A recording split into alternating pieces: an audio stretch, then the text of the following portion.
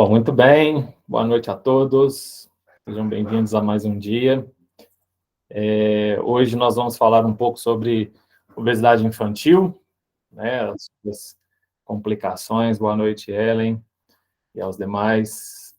Vamos falar sobre todo o problema, né, que isso pode causar aos nossos jovens aí, né, desde o bullying até alterações posturais, alterações metabólicas, que são importantes.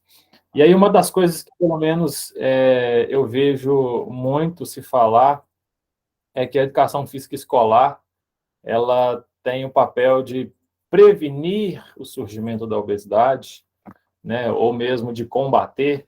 E aí, eu falo com toda sinceridade, né, não é que eu seja uma pessoa desmotivada, né, mas quando você vai olhar as evidências científicas, de fato, a educação física escolar ela tem pouco efeito ou nenhum efeito, dependendo, né, principalmente se for uma aula por semana, no que se refere ao combate da obesidade infantil.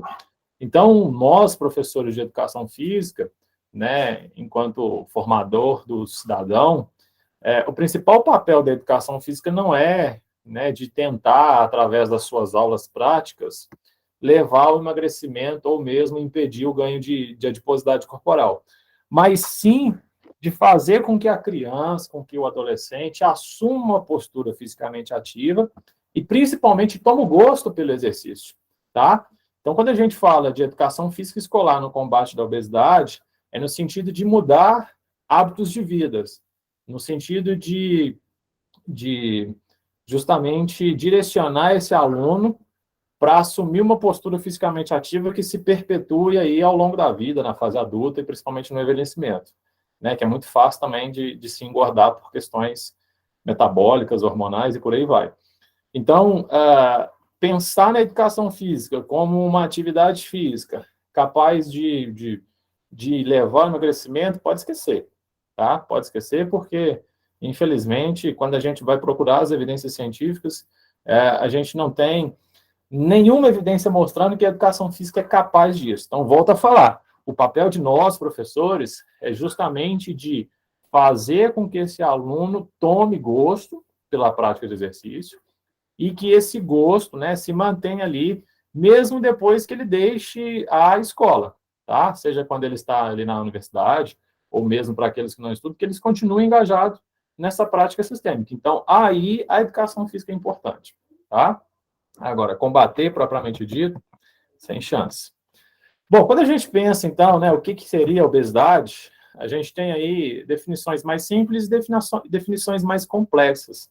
Por exemplo, quando a gente olha a Organização Mundial da Saúde, ela fala que a obesidade nada mais é do que um excesso de gordura que pode prejudicar a saúde. Pode, não estou falando que vai, né? Apesar de hoje ser considerado uma doença, tá? Então, a pessoa ou a criança o adolescente que é obeso, ele é considerado doente, né? Apesar da sociedade, infelizmente, ainda não enxergar desse jeito, a própria Organização Mundial da Saúde já reconhece como uma doença. Assim como o diabetes, por exemplo, antes do ano 2000, ele era considerado uma alteração metabólica, hoje é considerado uma doença, a obesidade também é considerado, para muitos, somente uma questão de estética, e a gente sabe que não é, né? Nós, professores de educação física, sabemos aí os grandes problemas, né, as grandes alterações que o excesso de gordura pode causar ao corpo. Então, essa história aí de que pode prejudicar, quando você pega uma criança obesa ou um adolescente obeso e essa criança ou esse adolescente não manifesta nada clinicamente relevante para você falar, tem alteração de, sei lá, de pressão, ou tem alteração de colesterol, ou tem alteração da glicemia, não tem nada disso, não quer dizer que a obesidade não vá fazer mal. Ela simplesmente está numa fase de transição de saudável, né, de parâmetros de saúde, para alguma alteração, tá? Então, essa história de obesidade saudável, eu sou obeso, mas eu faço exercício e tudo mais. Não tem problema se você faz exercício, é claro que deve fazer, mas mesmo sendo obeso e praticando exercício com regularidade, isso não quer dizer que cedo ou tarde as complicações irão aparecer, porque vão aparecer, tá? Então, isso já é muito claro na literatura científica, dados mostrar para a gente que quando você pega esses indivíduos que estão nessa fase de transição, você pode falar, mas faz exercício, então ele mantém todos os seus parâmetros fisiológicos adequados. Não, ele simplesmente está na fase de transição, é porque ainda não começou a manifestar clinicamente, tá? Pode falar, Rosilene. Rosilene? Ai, peraí.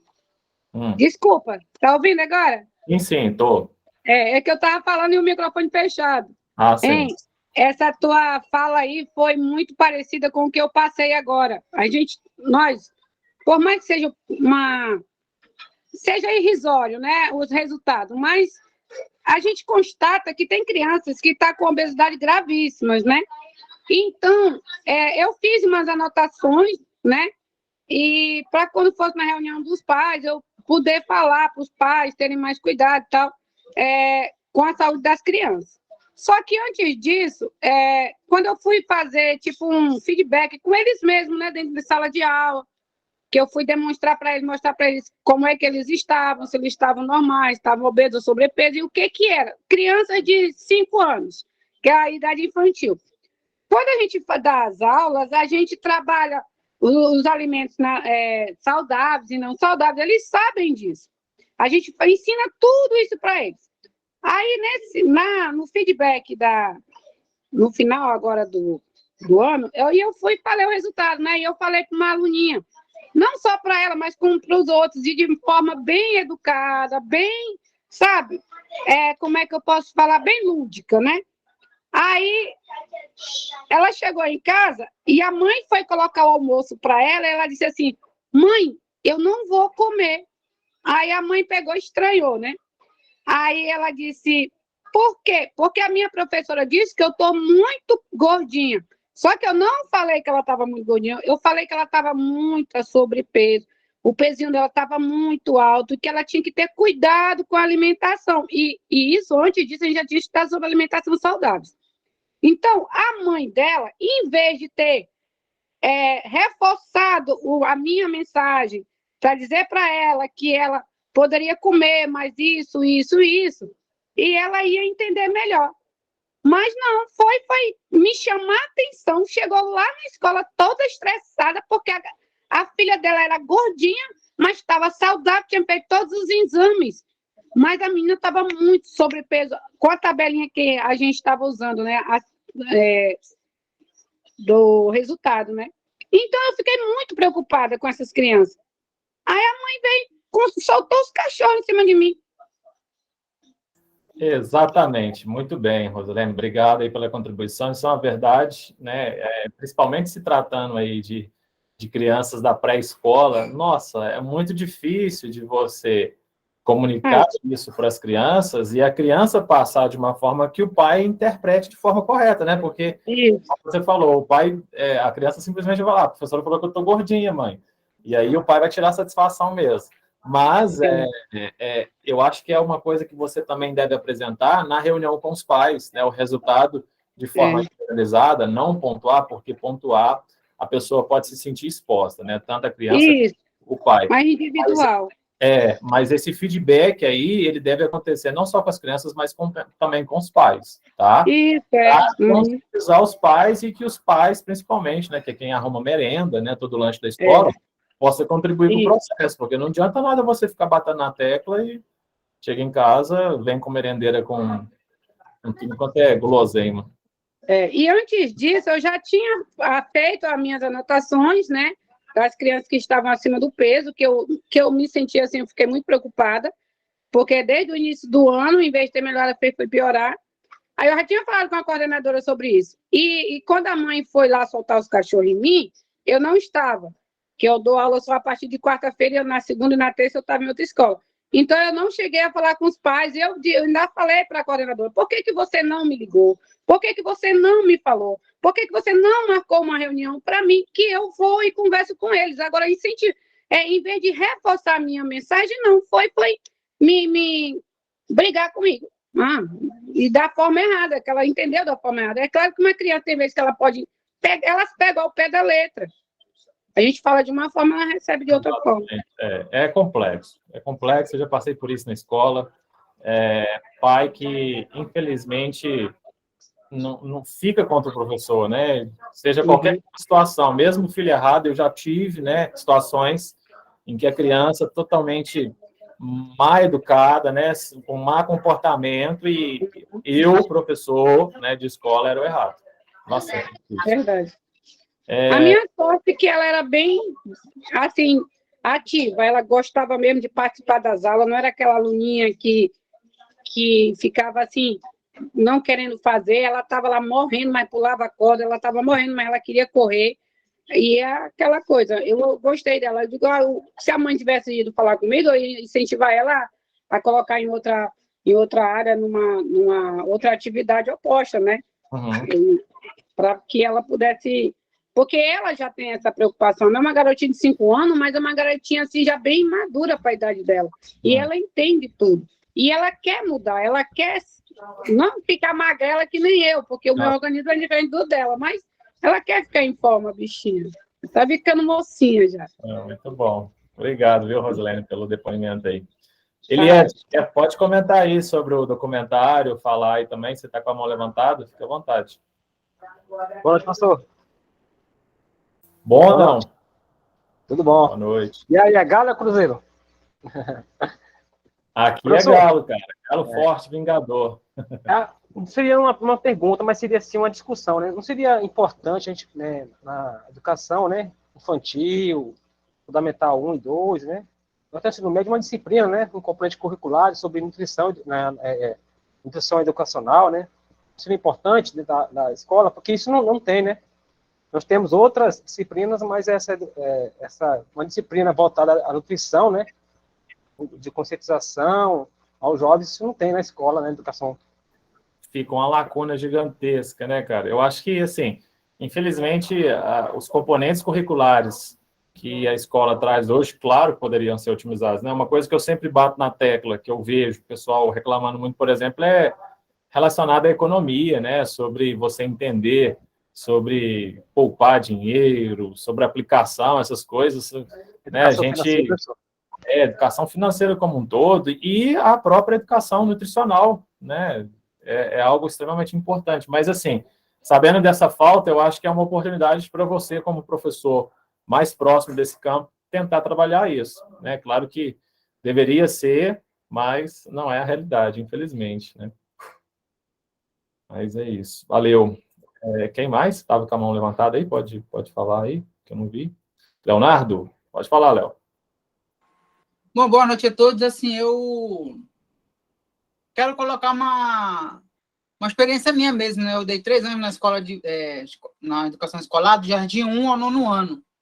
Então, tudo que eu ia passar para os alunos antes, assim, quando eu via, assim, que eu detectava alguma coisa, assim, que podia estar prejudicando o aluno fora, no ambiente de casa ou extracurricular, eu primeiro eu informava a diretora e para chamar os pais para poder, porque como a Rosilene falou aí, como a mãe foi diretamente com ela, e porque criança realmente entende errado, às vezes não gosta do professor, gosta de fazer picuinha, isso e aquilo. Então, assim, tudo que eu ia fazer, primeiro eu deixava a direção a par, para chamar os pais, para poder conversar sobre o aluno com o qual eu percebi algo, entendeu? E isso também nos respalda, e também a escola, né? E como que o Elielson, né? Elielson, foi ele que falou sobre nutrição. Assim, eu vejo assim, questão de... Mesmo que a escola não tenha, assim, um projeto, não um projeto, assim, uma iniciativa, eu creio que vai do professor mesmo fazer no seu plano de ensino, né? Para organizar, não sei, assim, um evento para explicar sobre questão de vida, qualidade de vida, princípio de vida saudáveis. Aí eu acho que isso vai do professor apresentar para a escola, né? Meu ponto de vista. Uhum. Não, excelente, obrigado. Pode falar, Rosilene. Tipo assim, esse colega que falou agora, eu nem vi o nome dele. O Léo. Mas tipo assim, pode ser feito um projeto, Eliel. Quando você trabalha na prefeitura ou no estado, você faz um projeto e faz com que esse assunto, esse conteúdo seja mais visualizado dentro da escola. E a questão de eu ter falado com as crianças é porque quando a gente está brincando, tipo, fazer esquema corporal, a criança vai lá e desenha o corpinho dela, o dela está maior do que o das outras. Quando ela vai subir na balança, ela fica com medo de subir na balança. Então, tudo é lúdico, a gente tem que trabalhar brincando. O problema é que foi a forma dela chegar na casa dela e ela falar, aí agora, se cabe à mãe, não a mim, eu falei para ela numa aula brincando, e não foi que ela estava gordinha, ou que estava, não, ela só estava maiorzinha do que os coleguinhas, o peso dela estava maior. E ela quis entrar no assunto, ela me perguntou, ela falou. E é uma criança de 5 anos, mas é uma criança madura. Então, foi na hora da aula, uma coisa assim, bem simples. Tipo uma brincadeira mesmo, porque quando a gente trabalha com criança, a gente não fala coisa séria, assim. Então, não era um caso de eu chegar, eu vou falar sobre isso com as crianças. Não, já estava no conteúdo. Então, a forma de como os pais abordam, em vez dele chegar, não, minha filha, a prof deve ter falado assim, assado, tem certos tipos de comida, e lá na mesa dela, ela podia mostrar uma comida mais saudável, essas coisas. Mas não a gente não tem que estar pedindo autorização toda hora para coordenação e família para falar com criança, não. Se a gente está com conteúdo e a gente sabe que está errado. Eu acho assim, eu penso assim. Muito bem. Eliebson, quer falar aí? Nós temos que prosseguir. Está fechado seu microfone. É só uma mensagem de apoio para a professora Rosilene, né, e o professor Leonardo, né, que estão na educação infantil, né? Tá vendo, professor? Tô sim, pequeno, mas estou. Tá. Aí é uma mensagem de apoio, eu acho que eu tô no desporto, né? Tô na categoria, eu trabalho futebol, então a molecada de 17, 16, mais alto, né? Jovens mais adolescentes. E eles estão lá na educação infantil, trabalhando, não incentivo para eles nem não continuarem, né? Porque vão ter resistência, vão ter essa dificuldade, né? Mas aí é conversando com os pais, é mostrando, né? O que acontece com a criança, né? Tudo que a gente viu nas aulas, né? Então eu acho que é uma boa oportunidade para eles estar colocando, plantando uma sementinha, conscientizando os pais e as crianças, né? Começa bem cedo, né?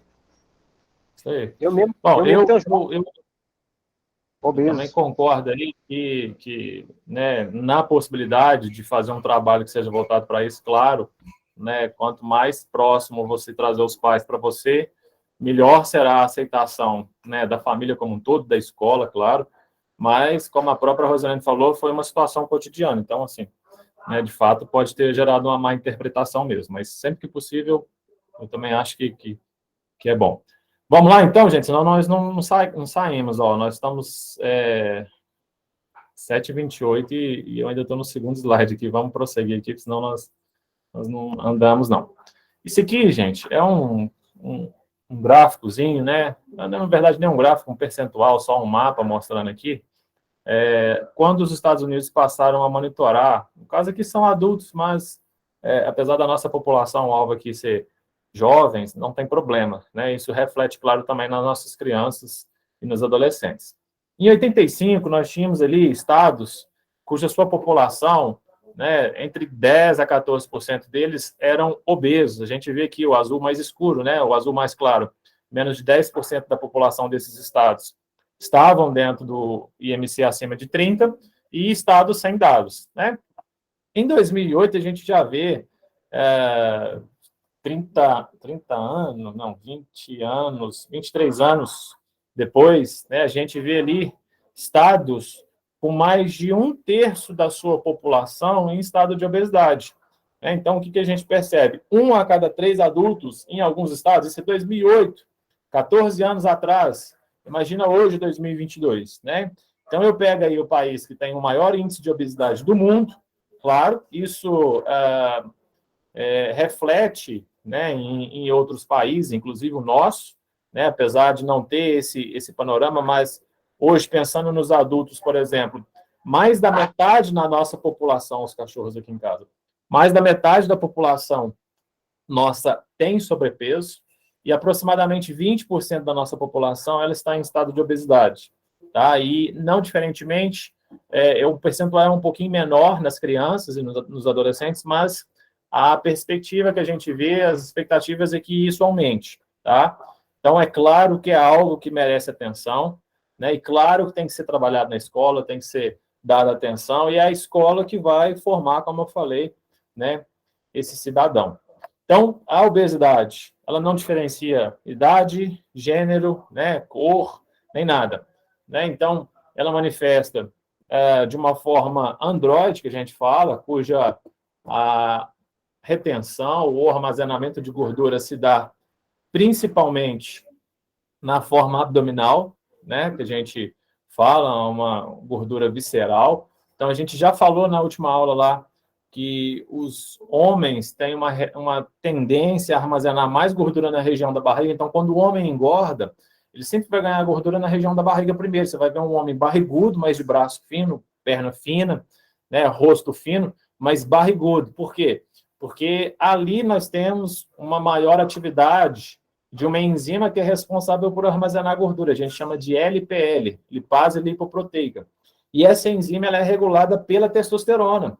Então, como homens têm uma predominância desse hormônio testosterona, essa testosterona vai aumentar a atividade dessa a quantidade dessa enzima na região abdominal. Então, sempre quando o homem ganhar gordura, ele vai ganhar na região da barriga primeiro. E sempre quando ele emagrece, ele vai perder em toda a parte do corpo. Ele vai ficar com o rosto fino, chupado, braço magrelo, mas a barriga ainda está ali. É a última coisa a sair. Por quê? Porque a testosterona faz com que ele tenha esse padrão de armazenamento. Então, volto a falar. Tem como mudar isso, professor? Não tem. Só se você nascer no outro gênero, no outro sexo. Veio homem, nasce menina. Porque, fora isso, não tem como mudar. Tá? E as mulheres, como elas têm predominância dos estrogênios, né, ou estrógenos, que são um conjunto de hormônios, esses estrógenos, eles fazem a mesma coisa, só que eles aumentam a quantidade dessa enzima a nível mais periférico, principalmente na região de membros inferiores. Então, as meninas, como têm predominância de estrogênio, elas vão armazenar mais gordura na região de quadril, culote, bumbum, coxas, né? Então, sempre quando uma menina engorda, normalmente ela engorda nessas regiões. É claro que nós temos algumas pessoas que fogem ao padrão, né? Não é um caso que se aplica a todo mundo, mas a grande maioria das meninas sempre vai ter esse padrão de adiposidade, né? Ganhando gordura nessa região, tá? E pensando nas nossas crianças, né? Isso também não tem muita diferença dos adultos, não, tá? Então, o problema da criança é que, como eu já falei para vocês, quando uma criança ganha gordura de forma excessiva durante, né, esse estágio juvenil aí, seja ela criança, seja ela adolescente, principalmente criança, tá? A gente tem que lembrar que a taxa de proliferação celular de qualquer tipo de célula do corpo, ela está muito elevada nessa fase da vida, tá? Então, a multiplicação de células, um processo que a gente chama de mitose, se a gente lembrar da biologia, a mitose ela é muito mais frequente em crianças do que em indivíduos adultos e principalmente senescentes. Então, isso quer dizer o quê? Que qualquer célula do corpo ela está se multiplicando numa velocidade maior, porque a criança está em fase de desenvolvimento. E isso a gente tem que considerar que, inclusive, as células adiposas também estão nessa taxa de multiplicação mais acelerada do que o normal, né? Os chamados adipócitos. E aí, o que acontece? Se você deixa a sua criança, né, desenvolver um grau severo de obesidade, uma das coisas que a gente pode ter certeza é que ela vai chegar à fase adulta com mais células de gordura do que um adulto que não foi obeso durante a sua infância, tá? O normal de um ser humano adulto é ele chegar a essa fase adulta com 75 bilhões de células adiposas na fase adulta. Então, são 75 bilhões de células adiposas para armazenar gordura no corpo. Só que quando ele é uma criança, por exemplo, né, essa da esquerda aí, ó, o garoto propaganda da Michelin, o do meio é o garoto propaganda do McDonald's, o da direita são os meus vizinhos aqui da casa de cima aqui. Então, o que acontece? Eles vão chegar à fase adulta com 90 bilhões, por exemplo, 15 bilhões a mais, e tem estudo mostrando isso, de células adiposas do que aquele adulto que não foi obeso durante a sua infância. Então, se ele tem 15 bilhões de células adiposas a mais, são 15 bilhões de células adiposas a mais para engordar, para absorver gordura ali na corrente sanguínea quando ele faz uma refeição. E é claro que esse adulto vai ter uma dificuldade enorme para manter o seu peso. Então, eu já falei isso para vocês. Uma criança que é obesa, dificilmente ele não vai ser um adulto obeso, porque ele vai chegar à fase adulta com mais células de gordura do que o normal. Então, qual que é o melhor caminho? Não deixar essa obesidade se instalar, principalmente durante a infância. É claro que a obesidade é ruim de qualquer jeito, mas é mais ruim, vamos dizer assim, principalmente durante a infância, porque basicamente está decretando que ele vai ser um adulto obeso, tá? Ou que ele vai brigar com a balança o resto da vida. Pode até não ser, né? Se for uma pessoa que aí fica fazendo dieta, exercício e tudo mais, mas ele vai ter muito mais dificuldade de manter o seu peso dentro da eutrofia, se é uma pessoa eutrófica, com peso adequado, do que uma pessoa que não foi uma criança obesa, tá? Então, nós temos esse problema. Então, a fase de ganho de peso excessivo durante a infância, ela é mais problemática, vamos dizer assim, do que ganhar peso de forma excessiva na fase adulta. Não que não seja problemático, mas num comparativo a gente sabe que é mais problemático, tá? E digo-vos mais, esse negócio de emagrece, né, engorda, emagrece, engorda, que a gente popularmente conhece como efeito sanfona, ele também traz problemas do ponto de vista fisiológico para essas pessoas que emagrecem, engordam, tá? Porque esse tecido adiposo, a gente tem que lembrar que ele é uma célula, né? O adipócito, ele é uma célula de gordura, tá? Então, ele tem, do mesmo jeito que qualquer outro tipo de célula, ele tem núcleo, né? Ele tem todas as organelas, tem mitocôndria, retículo endoplasmático, rugoso, liso, né? Lisossomo, todas essas organelas estão presentes na célula adiposa. A diferença é que ele é uma célula de armazenamento, então 90% do seu citoplasma, ela é preenchida com um triacilglicerol, que é a forma com que a gente armazena gordura no corpo. E aí, o que acontece? Essa célula de gordura, eu vou até abrir um... Deixa eu ver aqui, como que eu abro?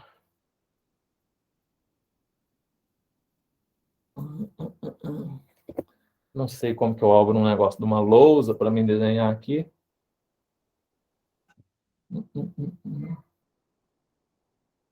Tela branca. Aí. Deixa eu ver, tá aparecendo branco para vocês? Não, voltou. Eu vou fazer o seguinte, eu vou inserir um slide branco aqui. Deixa eu ver, só um minuto. Deixa eu inserir um slide aqui depois desse aqui.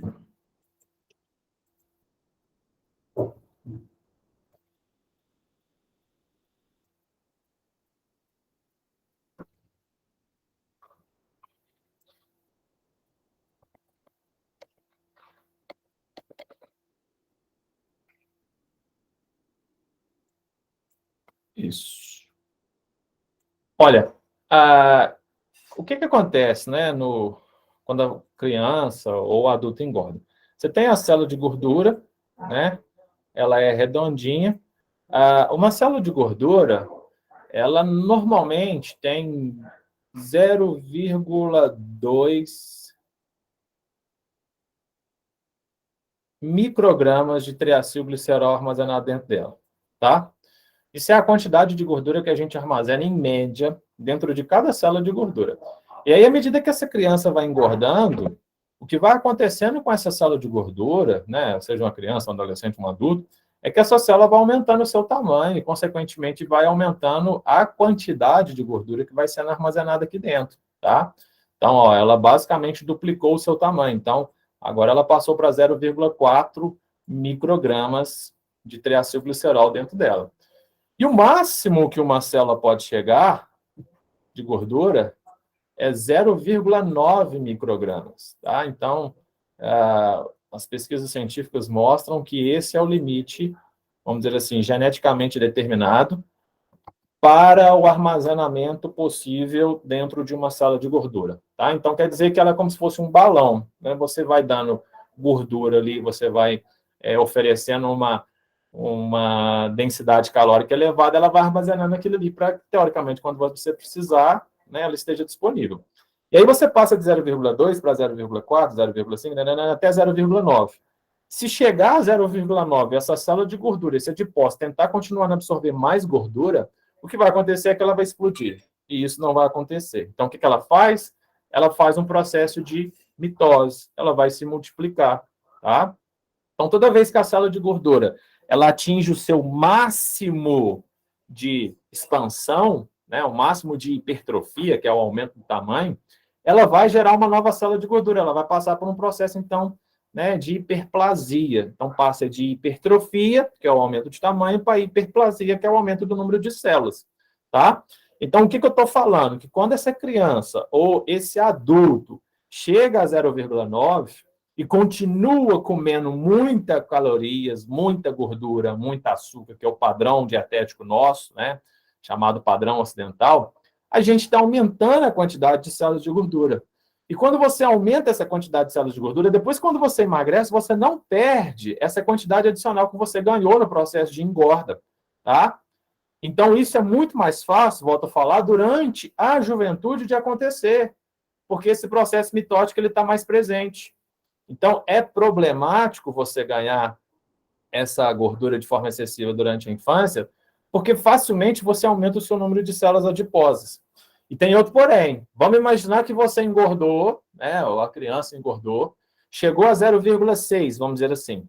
E aí ela conseguiu emagrecer, né, porque passou a se alimentar melhor, passou a fazer mais exercício, né, manter uma postura mais fisicamente ativa ao longo do seu dia, ela conseguiu chegar ao 0,2 de novo, saiu de 0,6 para 0,2.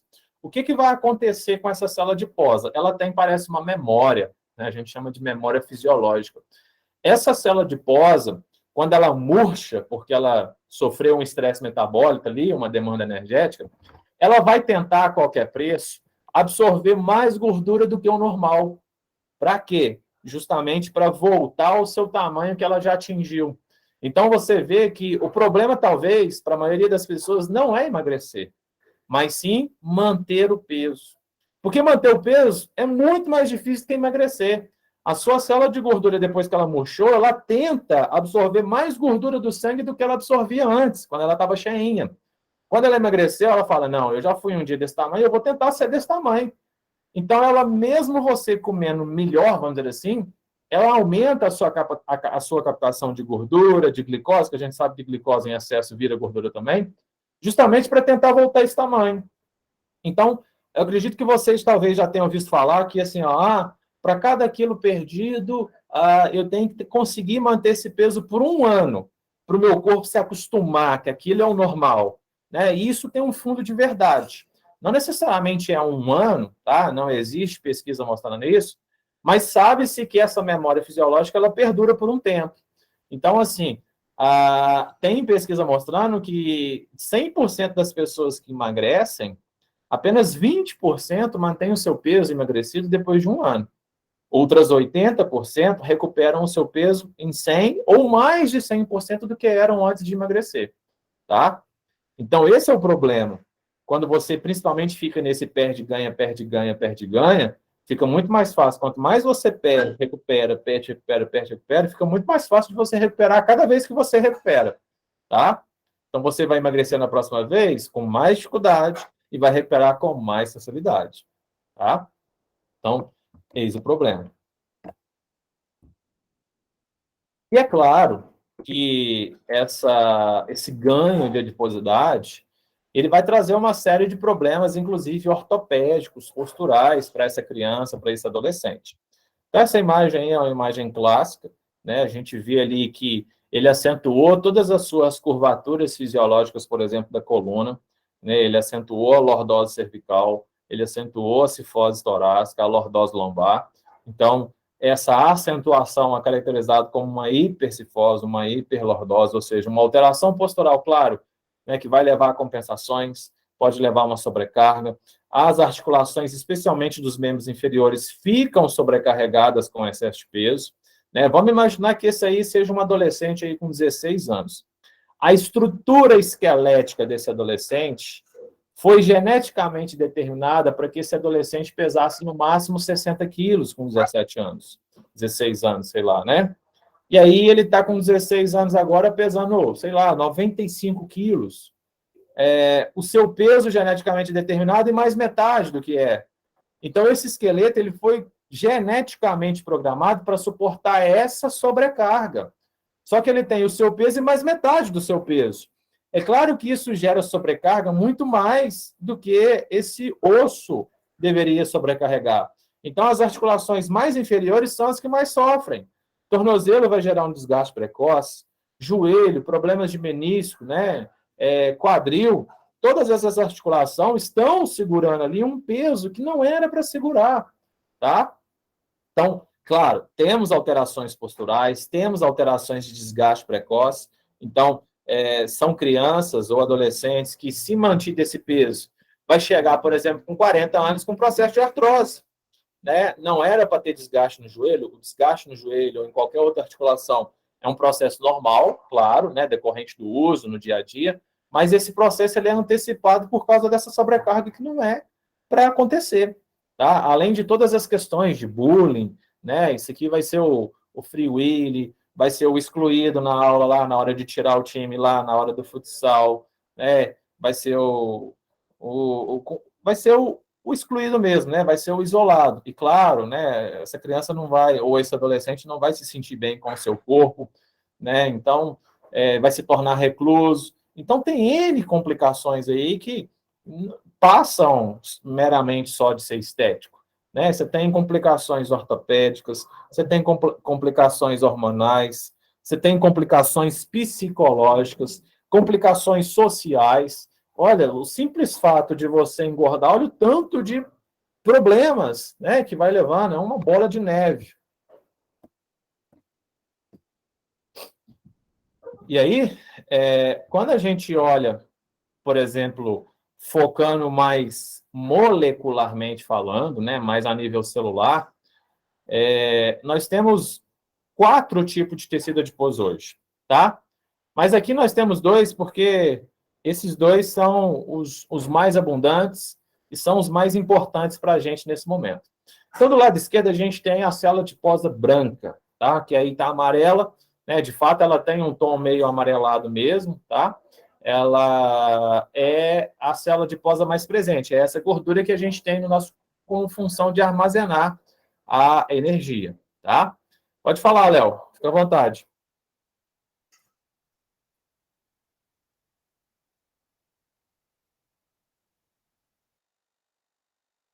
Leonardo, se estiver falando, seu microfone está desligado. Não, desculpa, que eu esqueci de abaixar aqui a mão. Sem problema, então. A célula adiposa branca é a mais abundante, são esses 75 bilhões de células adiposas aí que eu acabei de falar com vocês. O outro tipo de gordura que a gente tem, que também claro, muito menos abundante, é essa célula de gordura marrom, que a gente vê aí no canto inferior direito, tá? O chamado adipócito marrom. E, celularmente falando, a gente vê, né, uma diferença dentro da célula quanto ao seu conteúdo, né? A gente vê, por exemplo, deixa eu colocar aqui um ponto. A célula de gordura branca, ela tem aqui a chamada gotícula lipídica. A gotícula, de fato, é uma gota mesmo, tá, gente? Que é como se fosse uma organela da célula que é responsável por armazenar o triacilglicerol, ou seja, a gordura propriamente dita. Então, é dentro dessa gota amarela aqui que a nossa célula de gordura armazena a gordura propriamente dita. Porque o resto é o citoplasma da célula, né? O citoplasma, a mitocôndria, o núcleo, aqui não mostra as demais organelas, mas tem, tá? Então, a gente vê que cerca de 80%, 90% de todo o citoplasma da célula branca é gordura na gotícula lipídica. Já a célula marrom, ela é diferente. Ela tem uma grande densidade mitocondrial. Olha a quantidade de mitocôndria que a gente tem. Enquanto que a gotícula lipídica, elas estão espalhadas em menor tamanho, mas em maior número. Né? Já que na célula branca eu tenho apenas uma única gotícula lipídica gigantesca, na célula marrom eu tenho múltiplas gotículas lipídicas, mas pequenas, né? Bem pequeniníssimas, como a gente vê aqui. Claro, também tem gordura e tudo mais. Bom, qual que é a diferença, professor? A branca é principalmente para armazenar. A marrom, ela é para queimar. Bom, professor, é uma gordura que queima gordura? Sim. É uma célula de gordura que vai queimar gordura, principalmente para produzir calor no seu corpo, tá? Então, ela é uma gordura termogênica, ou seja, que produz calor. Acreditava-se que somente recém-nascidos tinham esse tipo de tecido adiposo marrom. né, principalmente na região do mediastino, como a gente vê aqui, ó, na região do coração, supraclavicular, na região da clavícula, na região interescapular, entre as escápulas, e na região perirenal, ao redor dos rins. Tá? Isso era comprovado. E até 2007, toda a ciência do mundo acreditava-se que com o envelhecimento, né, à medida que se envelhecia, chegava-se à fase adulta sem nada dessa célula adiposa marrom. Mas hoje, né, com o avanço da tecnologia e das pesquisas, já se sabe que, inclusive, adultos, seres humanos adultos, têm esse tipo de tecido adiposo marrom, tá? E isso impacta diretamente nessa capacidade do indivíduo de emagrecer, de engordar, de ser metabolicamente comprometido, ter mais predisposição para desenvolver um diabetes, ou uma síndrome metabólica, ou não, tá? E o que se sabe hoje é que quanto mais tecido adiposo marrom a gente consegue ter, mais a gente consegue controlar o nosso peso, porque ele ajuda, lembra, a queimar gordura. É uma gordura que queima gordura, tá? Não que armazena como tecido adiposo branco. E aí vocês podem falar assim, tá, professor, você está falando que, né, a gordura é boa, a gente já entendeu, mas por que algumas pessoas, então, têm menos, outras têm mais? Bom, aparentemente, está relacionado com o clima e está relacionado com o nível de aptidão física ou de atividade física que essa criança ou que esse adolescente ou mesmo que esse adulto está engajado, tá? Então, clima, vocês aí de Boa Vista, e eu também agora, se aplica, não precisa esperar que o clima nos ajude quanto a isso, não, porque nós aí não precisamos produzir calor, não, né? São produzir calor demais para a gente, um sol para cada pessoa. Então, acaba que o nosso corpo não tem nenhuma dificuldade para elevar a temperatura. Na verdade, é para resfriar, né? Para diminuir essa temperatura. Então, pessoas, crianças, adolescentes que vivem em climas extremamente frios, né, nos polos, por exemplo, ou regiões mais periféricas ali do globo, né, um extremo norte ou extremo sul, são pessoas comprovadamente com grande quantidade de tecido adiposo marrom. Por quê? Porque elas precisam produzir calor para se esquentar, para se aquecerem, tá? Agora, nós que somos ali muito próximo do Equador, não tem dificuldade nenhuma para produzir calor, né? Necessidade, na verdade, nenhuma. Então, isso aí a gente não precisa contar. Entretanto, uma outra coisa também que mantém esse tecido adiposo marrom no corpo é essa prática de exercício físico, porque o exercício físico, ele mantém esse tecido adiposo, né, que é importante ali, durante o exercício, por exemplo, e não leva à sua perda ao longo do tempo. Então, aquelas pessoas que se tornam sedentárias, quanto mais tempo elas passarem sedentárias, a quantidade de tecido adiposo marrom no corpo ela vai sendo reduzida. E aí, uma vez perdida, depois não recupera, tá? Não dá para, perdeu, vou fazer, vou produzir. Não, uma vez perdida, não. Então, vem lá da infância, tá vendo? Porque se eu tenho um jovem, uma criança que tem um comportamento sedentário, né? Se esse comportamento sedentário se perpetuar durante toda a sua infância, ele já vai chegar à fase adulta sem nada de tecido adiposo marrom. E aí é problemático, como eu falei, né? Ele ajuda a manter o peso. Se ele já assumiu esse sedentarismo, esse comportamento letárgico, né, durante a sua infância, já dificulta para ele na fase adulta, tá vendo? Tudo começa lá na base, começa lá na infância, tá? Onde esses hábitos, esse comportamento já tem que ser consolidado, já tem que ser mantido, né? Aqui, ó, já tinha a imagem aqui, eu até esqueci que tinha aqui, ó, mostrando para vocês, ó, que nem sempre quando a pessoa engorda, ou seja criança, né, ou seja o adulto, necessariamente ela vai ganhar gordura em número de células adiposas, tá? A Rosilene perguntou, o Arthur nasceu acima do peso, peraí, deixa eu abrir aqui que fechou, ficou mais de 5 dias porque estava obeso. Mais de 5 dias lá na clínica onde ele nasceu, Rosilene? Pode falar. Sim, é porque eu não queria atrapalhar. É porque quando ele nasceu acima do peso, né? Mais de quase 4 quilos e 5, né? E durante quando ele era bebezinho, a infância dele, ele era gordinho. Aí depois, a gente foi organizando a alimentação dele, praticamente ele não toma refrigerante, muito difícil, não come doce. Ele não é aquela criança que você comprava ele com balinha, com chocolate, com nada. Ele não comia nada disso. E fui balanceando assim, ele foi criando um corpinho já mais esbeltozinho, aí foi encobridor. O pai dele já está com sinal de obesidade, ele é bem gordinho. A avózinha dele também, inclusive ela diagnosticou com diabetes.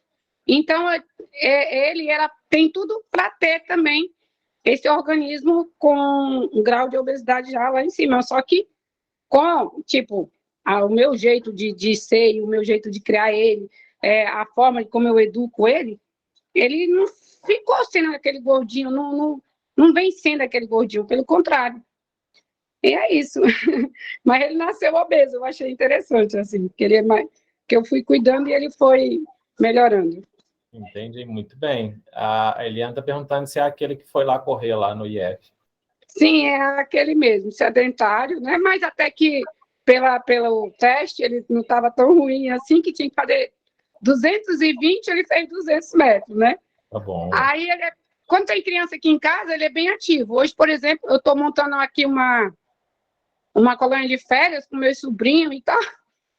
Aí, tudo isso para fazer com que ele tenha as férias dele mais ativas, porque senão ele vai passar o dia todo no computador e eu lá falando, Arthur, vai atrás da bola, Arthur, vai brincar com o cachorro, Arthur, vai andar de bicicleta. Aí, então, eu uni o útil com o agradável. Entendi, muito bem. Aí você levantou a mão de novo, Rosilene. Não sei se você quiser abaixar, não sei se... Bom, e aí, gente, ó, como vocês verem nessa imagem, esse exemplo aí, né? O indivíduo ganhou peso, aumentou a quantidade de triacilglicerol dentro da célula, a gente vê ali, né, os 0,2 microgramas, tudo mais, chega a 0,9, mas você vê exatamente os mesmos 75 bilhões. Mas por quê? Porque essa situação hipotética, esse adulto aí, ele não foi, durante a sua infância, uma criança ou um adolescente obeso. Ele chegou à fase adulta com um número normal, um número adequado de células adiposas, que é 75 bilhões, tá? Então, ele só vai aumentar o seu número de células adiposas caso ele continue ingerindo mais gordura e extrapole esse 0,9. Aí, para a célula não explodir, ela vai se dividir. Agora, o problema é aquela criança, né, que está engordando e não precisa chegar ao 0,9 por causa dessa mitose mais presente, tá? Então, eis o problema. A criança, ela multiplica a célula de gordura sem antes chegar nesse limite que é geneticamente determinado. Por isso, ele chega à fase adulta com muito mais células adiposas. Então, volto a falar. Começa a tomar conta de seus filhos, né, dos seus alunos, desde a primeira infância, né? Esse negócio de, ai, que gracinha, né, que não sei o quê, que fofura. Eu dava aula, né, eu via lá como que esse tipo de criança era tratada, né? Ai, que gracinha, deixa eu apertar sua bochecha, não sei o quê. Gracinha, isso aqui depois, né? Gracinha quando tá ali, ó, 4, 5 anos, né? 3 anos, é uma fofura mesmo, né? Dá vontade de apertar. Mas deixa chegar lá nos 10 anos, né? No ensino médio, para ver o bullying que isso aí não vai sofrer, né? A depressão, o psicológico como não vai estar alterado, né? Ou na fase adulta. Então, é gracinha só ali nos primeiros anos de vida, que fofura. Mas não tem nada de saudável, tá? Então, infelizmente, a população não vê isso. E aí, tem que tomar muito cuidado, né? Porque o gracinha é comprometedor, tá? E aí, como a gente já falou... não passou. A célula de gordura, né? Ela vai inchando, ó, aumentando, aumentando, aumentando, né, que a gente chama de hipertrofia da célula adiposa.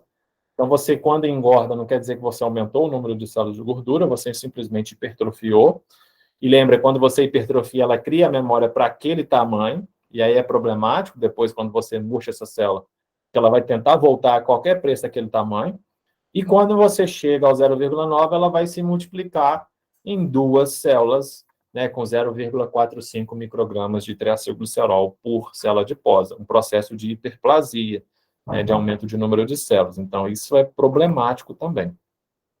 A forma com que essa gordura é distribuída no corpo da criança, do adolescente, ela impacta muito no ponto de vista metabólico, né? Aqui a gente tem uma secção transversa, claro, de um cadáver, né?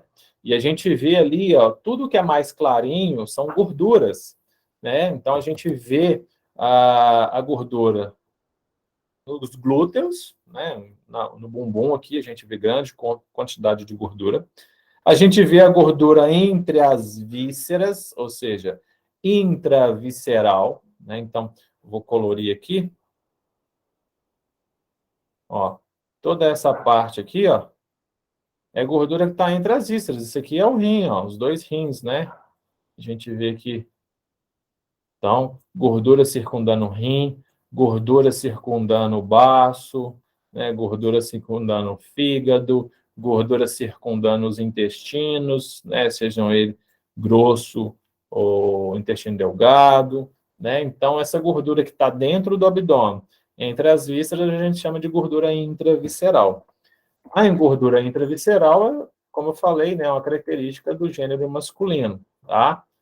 E ela é uma gordura que, quando você pega, por exemplo, na barriga, é uma gordura que parece estar dura, né? Para quem faz avaliação física aí, principalmente de pessoas adultas aí, você vai ver aquela gordura, aquela aparência, uma barriga estufada, mas uma gordura mais petrificada, que a gente fala assim, porque é aquela gordura que está lá dentro, lá profundamente. E quando você pega, assim, né, para destacar, por exemplo, fazer uma dobra cutânea, plicometria, você pega a gordura subcutânea, você não pega a gordura visceral.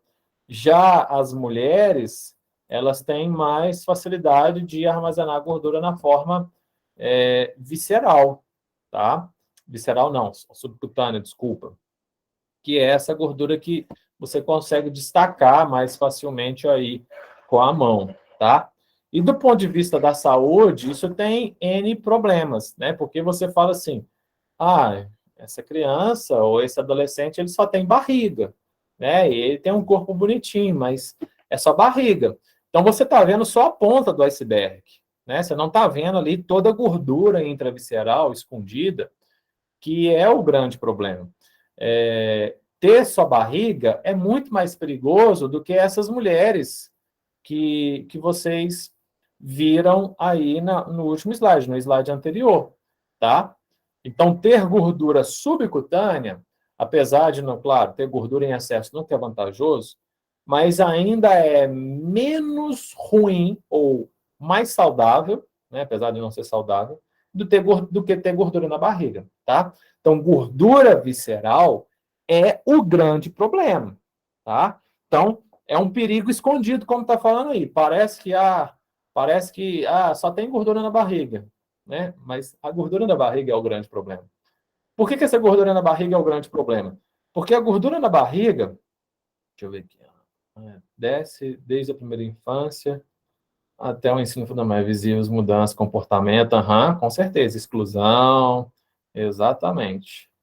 Já se preocupa com o tanquinho.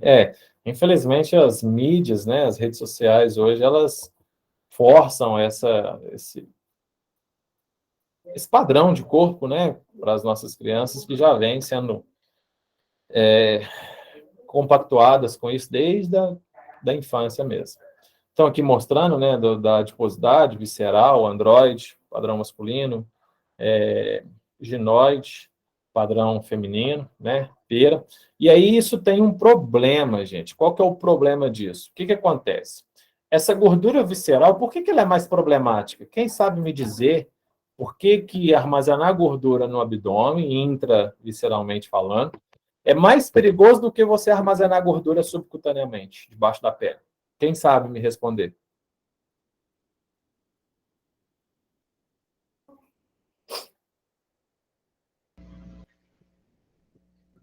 Ninguém? Pode falar, Aliás. Fique à vontade. Seria pressionar, professor, a pressão muito forte sobre os órgãos, né, os rins ali, o sistema endócrino. Seria a pressão?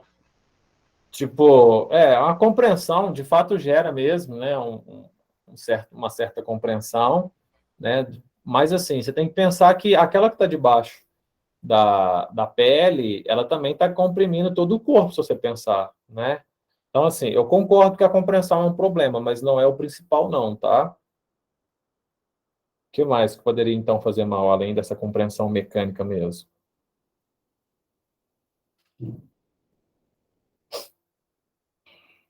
É por causa do perfil metabólico, gente. O que acontece? Essa célula de gordura, ela é uma célula... Deixa eu voltar lá para mim desenhar, eu acho que fica mais fácil. Ela é uma célula que é o seguinte, ó. Vamos imaginar, nós temos a célula adiposa e do seu lado externo, nós temos vários receptores, tá? Para que hormônios se liguem. Então, esses aqui são os receptores. Claro, é um esquema, né? Não necessariamente é desse jeito. E aí, o hormônio vai ter o mesmo formato ali do receptor, ó. Então, esse triângulo aqui vai ser o hormônio, ele vai se ligar no receptor, e esse hormônio ele vai induzir, né, a quebra do triacilglicerol, que está armazenado aqui na gotícula lipídica, e esse triacilglicerol ele vai sair da célula adiposa para a corrente sanguínea. Né? Esse processo que a gente está simplificando, ele é chamado de lipólise, né? Quebra da molécula de gordura armazenada no interior da célula adiposa. A lipólise, ela ocorre com muito mais facilidade justamente nesse tecido adiposo visceral, tá? Por quê, professor? Porque a quantidade de receptores lipolíticos, ou seja, receptores para esses hormônios que promovem a lipólise, ela é muito maior nessa célula adiposa visceral, tá? Então, é muito mais fácil de você quebrar aquela gordura e jogar aquela gordura para o sangue. E aí isso ocorre, por exemplo, quando você está fazendo exercício físico, é um processo natural. Né? O exercício não promove consumo de gordura, mas de onde vem essa gordura? Vem das suas células adiposas. Mas aonde você consome a gordura? No músculo que está fazendo exercício.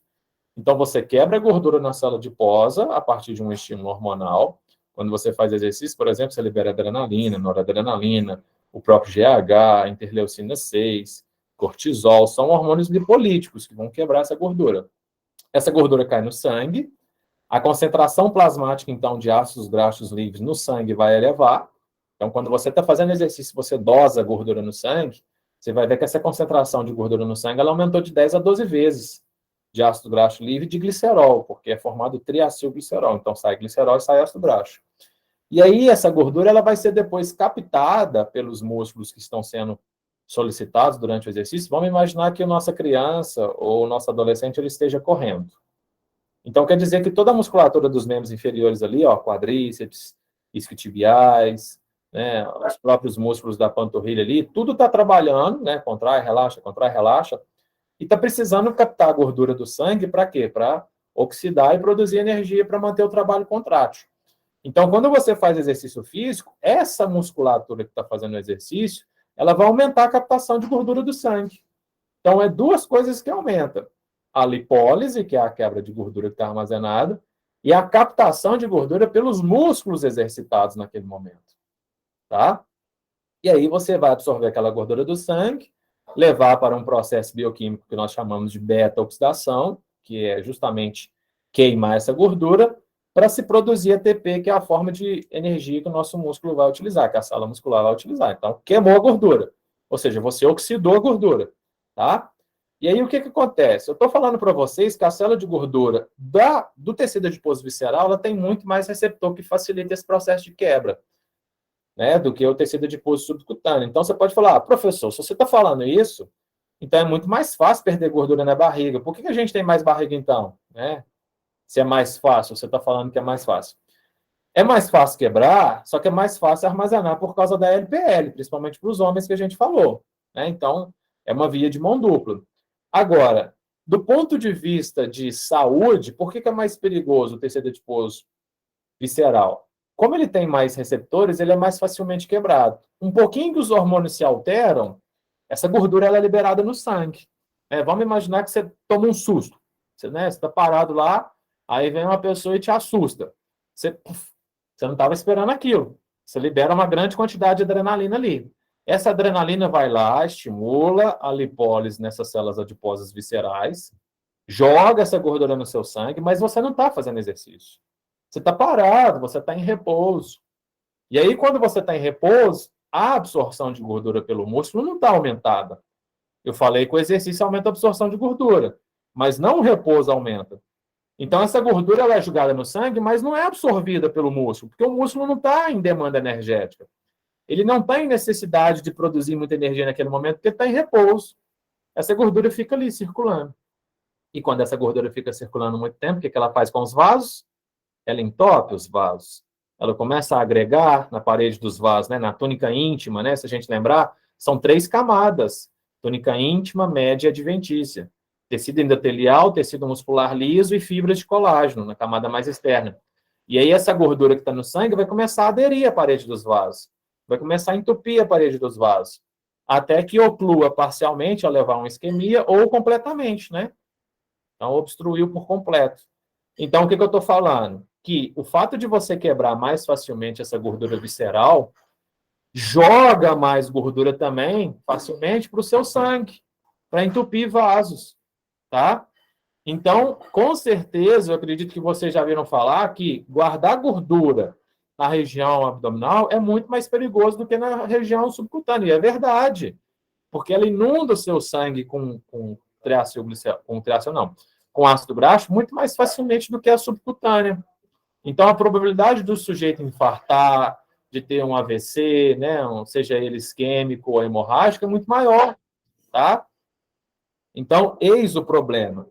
Ter só barriga é mais perigoso do que você ter gordura subcutaneamente, independente se é o corpo inteiro, tá?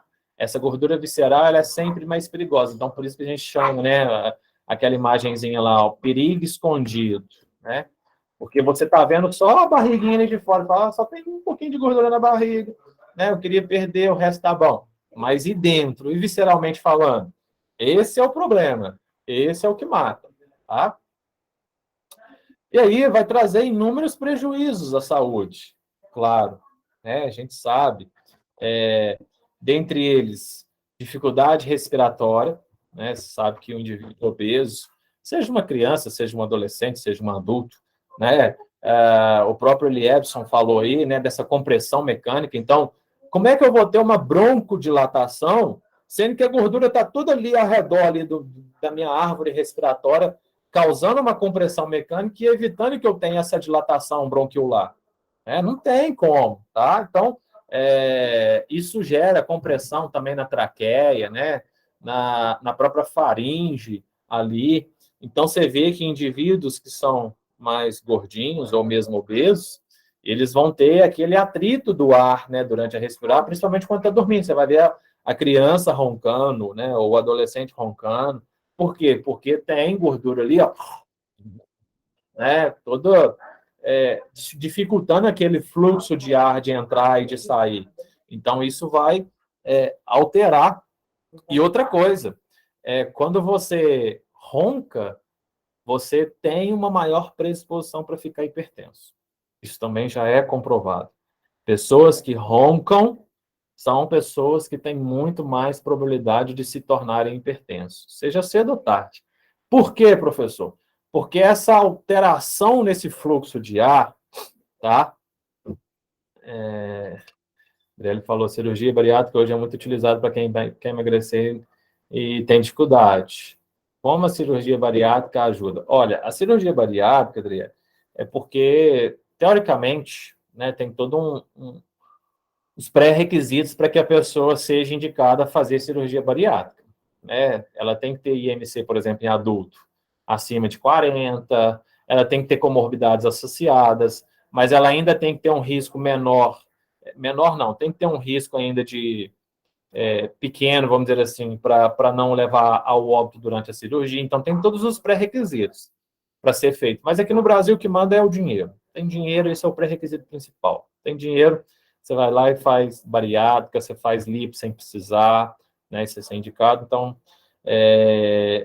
para ser feita a bariátrica, Adriele, quando o dieta e exercício já falharam, quando o tratamento farmacológico já falhou e não há mais nada a fazer.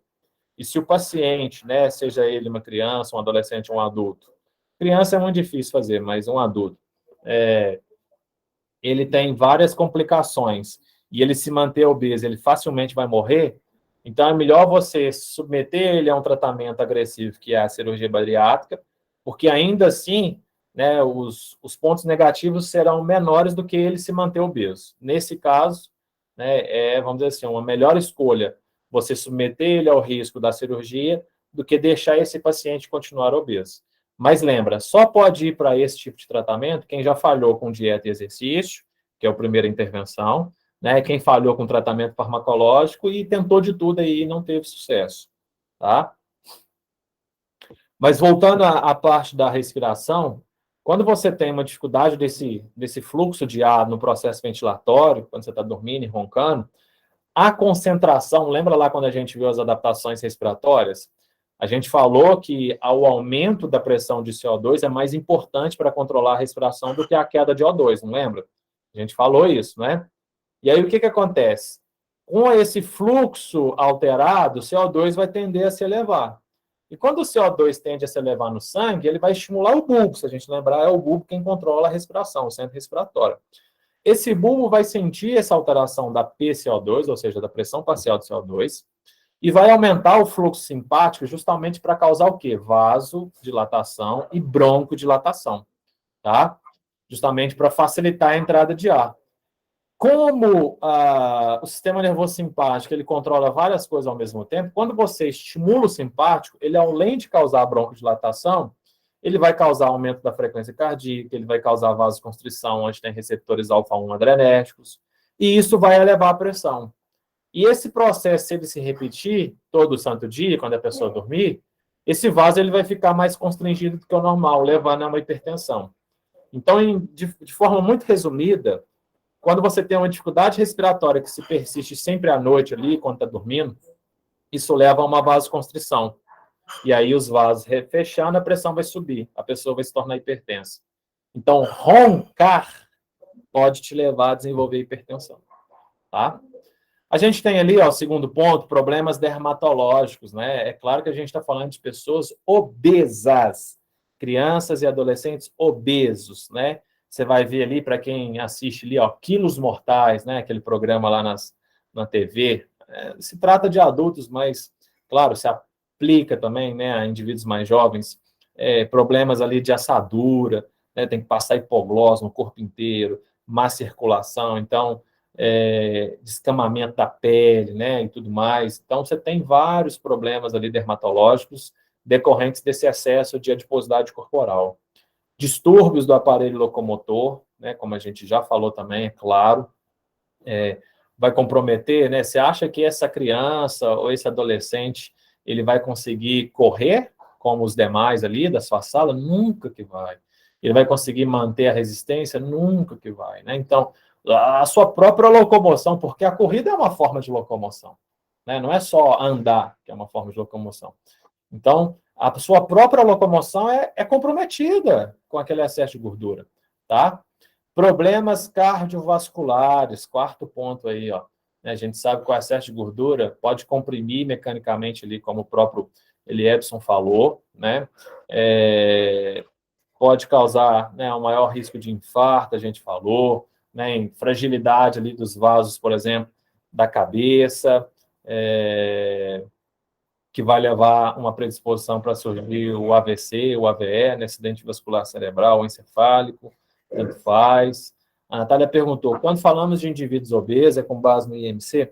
Olha, Natália, o IMC é o mais utilizado porque a gente usa normalmente estudos populacionais com um grande número de indivíduos, né? E aí é difícil você fazer, por exemplo, percentual de gordura, essas coisas. Mas existe nota de corte também para percentual de gordura, tá? Então, depende da forma com que você estiver avaliando, tá? Você pode avaliar por percentual de gordura com adipômetro, com bioimpedância. Você pode usar a tomografia computadorizada, mas aí já é algo caro, né? Você não vai fazer uma tomografia só para avaliar a quantidade de gordura. Ressonância magnética também é uma coisa muito utilizada, pesagem hidrostática. E o MC é o mais usado, porque é o barato. Barato dá para você fazer em todo mundo, né? Então, assim, com base no IMC? Pode ser. Ou pode ser com outra forma de se avaliar a composição corporal. Para cada um tem uma forma, né? E um valor ali para se determinar que aquele indivíduo está ou não com obesidade, tá?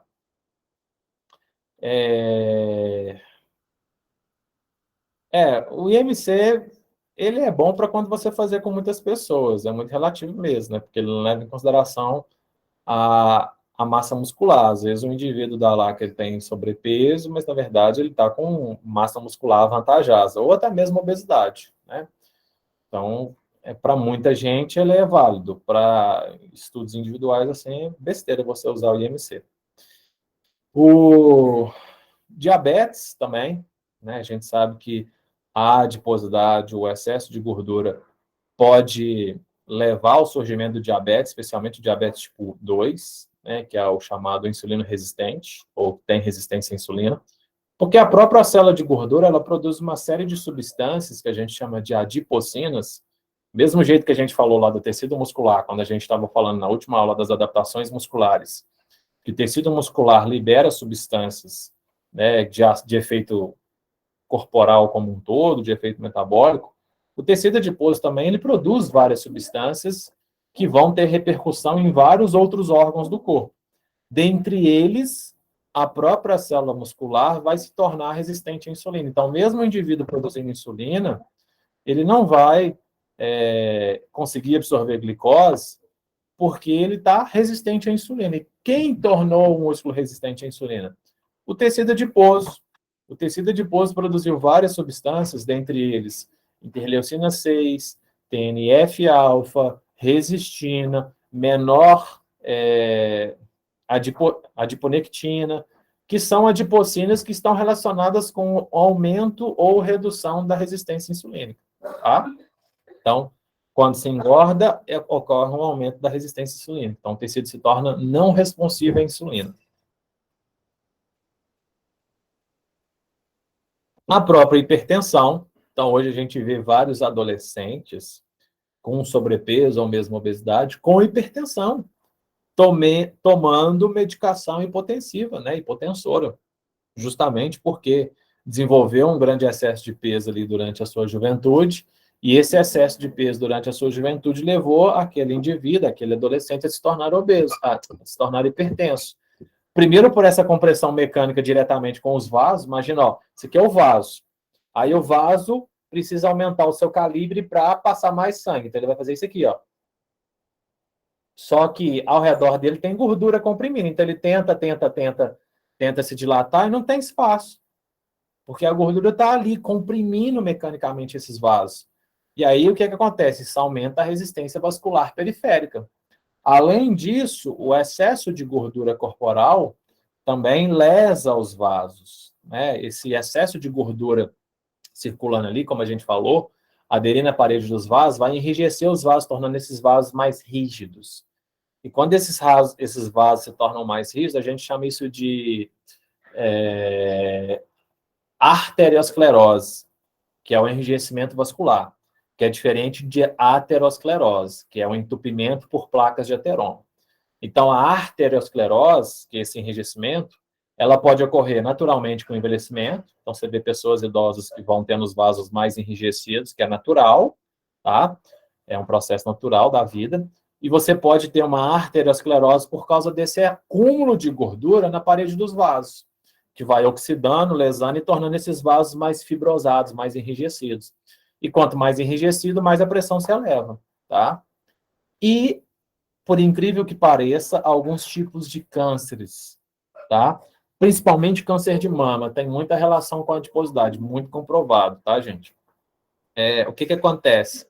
Essa inflamação sistêmica, porque a obesidade, ela gera um quadro de inflamação de baixo grau sistêmico, né? Então, a gente fala que o obeso, seja ele uma criança, um adulto, que seja, ele é um indivíduo inflamado, isso é verdade, né? Ele tem um quadro inflamatório persistente por causa desse tecido adiposo elevado. Essa inflamação sistêmica elevada predispõe as células a manterem mutações que não são corrigidas ou células que são destruídas pelo sistema imune. E aí essas células vão se perpetuar, né, levando aí ao surgimento de cânceres, tá? Então tem trabalhos mostrando, né, por exemplo, A célula adiposa ela absorve vitamina D, porque a vitamina D é uma vitamina lipossolúvel, então tem muita afinidade por gordura. E a vitamina D é uma vitamina anticâncer, né, porque ela é uma vitamina antioxidante, com propriedades antioxidantes, que vão combater radicais livres. Radicais livres podem danificar o DNA da célula. Então, o indivíduo obeso, que deveria ter concentração de vitamina D adequada no sangue, ele tem uma anemia vitaminosa, mesmo ele consumindo vitamina D em quantidade adequada. O que acontece? Quando a vitamina D cai no sangue, como ela tem afinidade, né, por ser uma vitamina lipossolúvel pelas gorduras, ela vai ser armazenada na célula adiposa, que é onde tem muita gordura, e não vai desempenhar as suas funções. Isso torna aquele indivíduo obeso, seja ele criança, adolescente ou adulto, mais suscetível a ter câncer, pela baixa quantidade de vitamina D no sangue. Você tem outras coisas também, né? Como eu falei, proteína C reativa é uma coisa que aumenta, isso aumenta a predisposição de câncer, TNF-alfa, interleucina 6, né? São citocinas pró-inflamatórias que contribuem aí. Desregulação da globulina ligadora de hormônios sexuais também se altera. Então, você tem vários parâmetros fisiológicos ali que se alteram e que podem contribuir com esse câncer, tá? Pessoal, tem alguma dúvida? Estou falando muita coisa, muito rápido. Se tiver aí, fiquem à vontade para falar. O acúmulo de gordura de forma ectópica, né, que é aquele acúmulo de gordura em regiões que não é para se acumular. A gente vê aí o coração, ó, de um indivíduo que é um indivíduo obeso. Olha esse coração, o quanto ele está recoberto por uma camada de gordura. O coração não é para armazenar gordura, gente. A gente armazena gordura nas células adiposas. Os demais órgãos, coração, fígado, rim, todos esses órgãos, se o indivíduo está obeso, eles começam a ficar recobertos por uma capa de gordura, tá? A gente chama de acúmulo ectópico. Ectópico significa em lugar que não é para ser, tá? Então, é um acúmulo de gordura em um lugar que não é para ser acumulado, porque o acúmulo de gordura é nas células adiposas, são as células de armazenamento. E aí, esse acúmulo de gordura leva a um problema dessas células, né? Porque a gordura, ela oxida onde que ela está tendo contato ali, ela causa peroxidação lipídica, então as membranas daquelas células ali musculares, né, nesse caso aqui, são cardiomiócitos, são células cardíacas, músculo cardíaco. Esses cardiomiócitos, eles estão sendo oxidados, né, lesados diretamente, machucados, por essa camada de gordura que está recobrindo, tá? Uma lesão direta. E, claro, esse coração aí é muito mais fácil de infartar, tá? Olha o coração saudável, que diferença, né? A gente não vê gordura nenhuma ao seu redor, tá? Então, é sério, né? É uma coisa séria, porque a gente fala assim, tô só um pouquinho gordinho, né? Tô só com barriga e tudo mais, mas a gente não vê a parte interna. A gente não vê aquela esteatose hepática, aquele acúmulo de gordura ali no seu fígado, tá? Então, é algo que precisa ser tratado com seriedade e que precisa ser levado a conhecimento, né? Pega a fala da Rosilene aí, dos pais, né? Precisa ser trabalhado com essas crianças, com a família, né? Das crianças, com a escola como um todo, porque é algo sério, gente, é algo que só tende a aumentar na nossa sociedade, infelizmente, né? Em 94, os cientistas acreditavam que tinha sido descoberta a cura para a obesidade, né? Foi feito um estudo em camundongos. Esses dois camundongos aí, eles são irmãos um do outro, tá? E a gente vê que o camundongo da esquerda, ele tem o dobro de peso do camundongo do direito, mas são irmãos, né? E aí vocês falam, mas o que aconteceu? O que aconteceu é que o da esquerda, ele tinha uma mutação genética que ele não produzia o hormônio, né, que até então era desconhecido, o hormônio da saciedade, tá? A chamada leptina, né, como vocês já viram falar aí.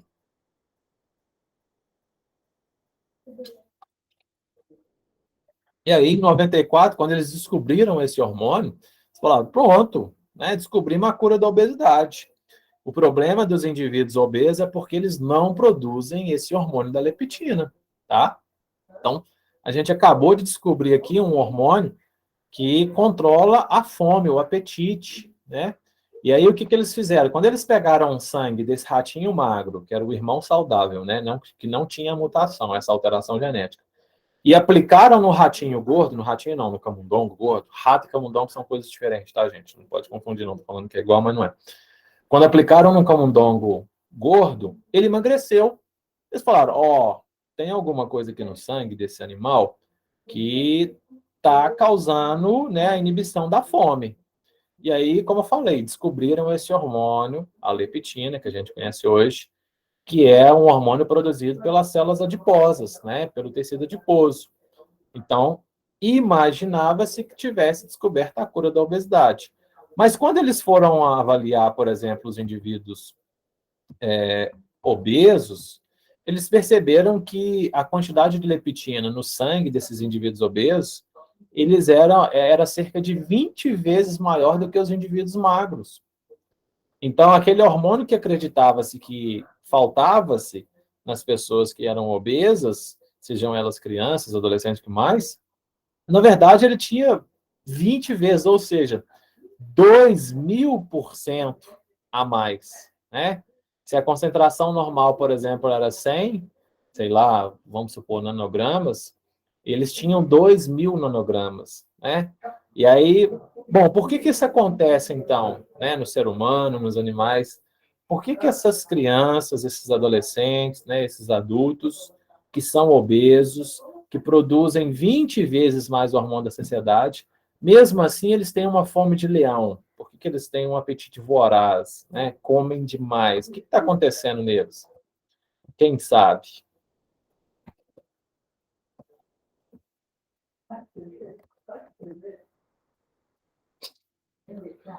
Fatores psicológicos, a Natália falou. A fome psicológica, Natália? Tipo assim? Depende. Quem mais, gente? Pode contribuir, dar alguma sugestão. Bom, sabe o que eles perceberam, né? Distúrbios relacionados à fome são reais. São sim, Natália, com certeza.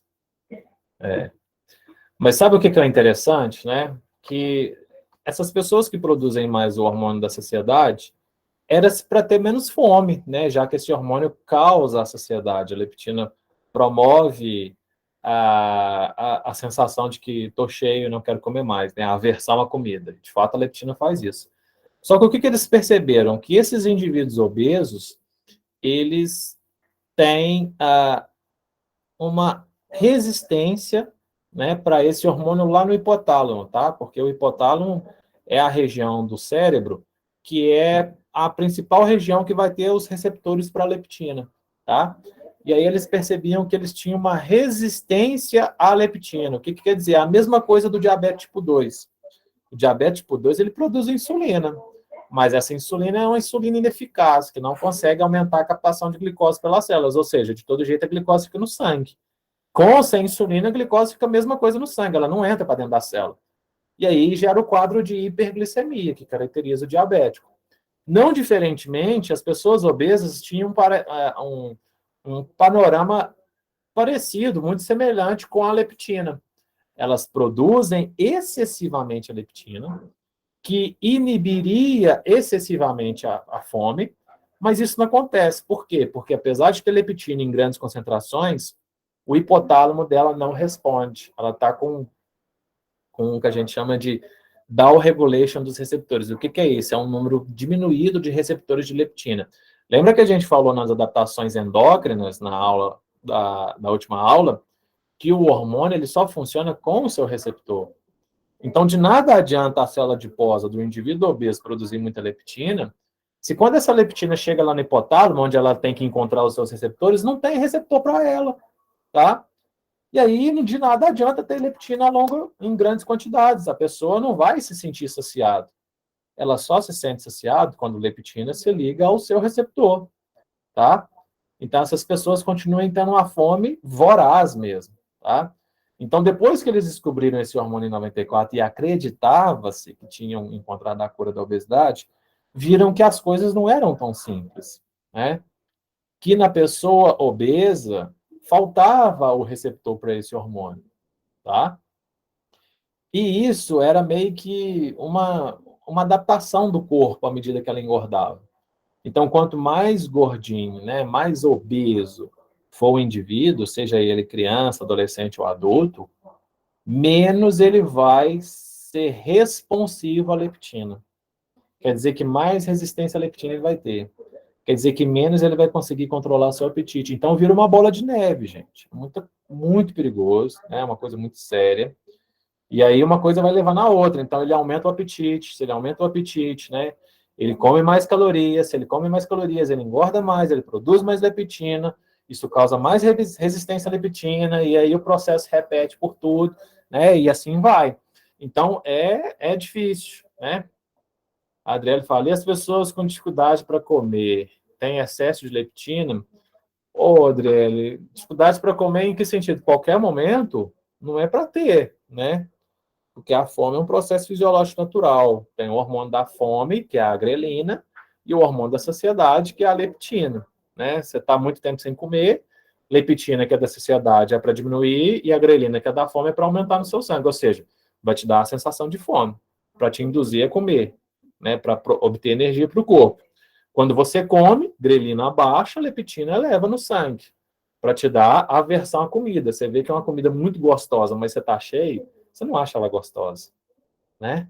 Agora, quando você está com fome, quando você está grelina alta e leptina baixa, até uma comida que é ruim, você acha uma delícia, você até lamba os dedos, né? Então, você se esbalda na comida. Por quê? Porque tudo é hormônio modulando ali seu apetite ou não, tá?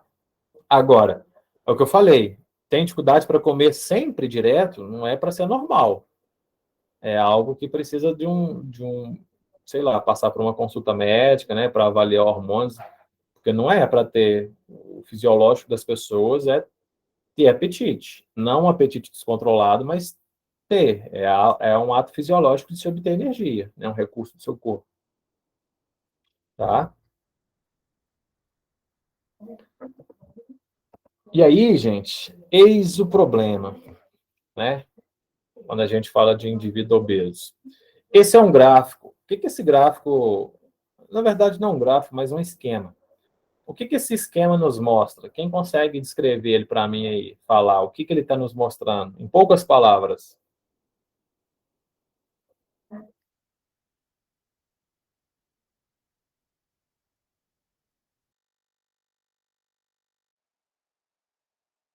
Sim, mostra uma hipertrofia, né? Das células adiposas ali, ó. Quanto maior o grau de obesidade, maior a hipertrofia, claro, né? Mas o que mais?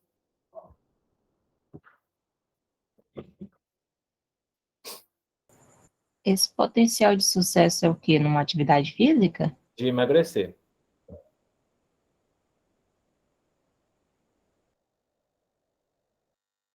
E aí? Relaciona grau de obesidade com potencial para emagrecer. O que ele está me falando?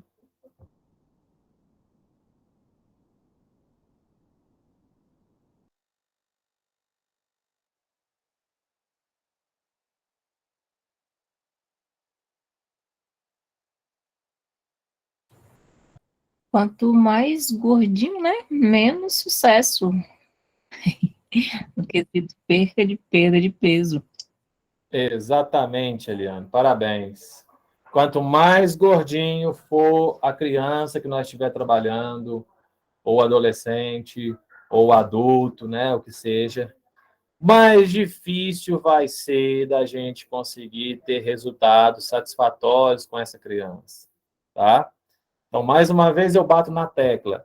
Não deixe o negócio sair fora do controle, porque depois são só coisas desfavoráveis, né, para voltar ao normal.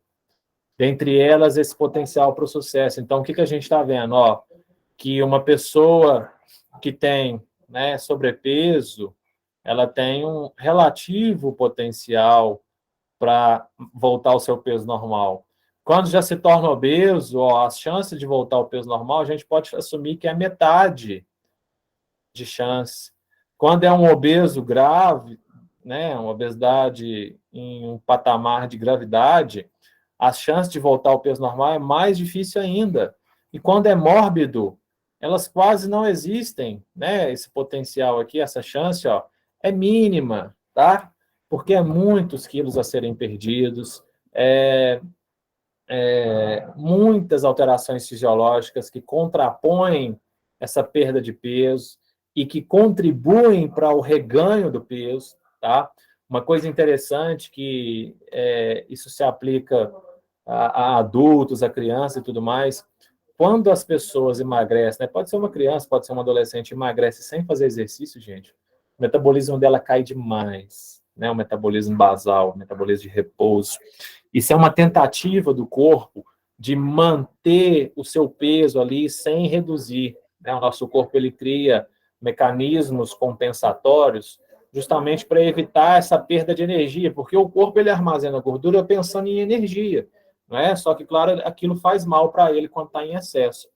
E aí, quando ele emagrece, só fazendo dieta sem fazer exercício, a pessoa até emagrece, a criança até emagrece, ou o adulto, o adolescente até emagrece.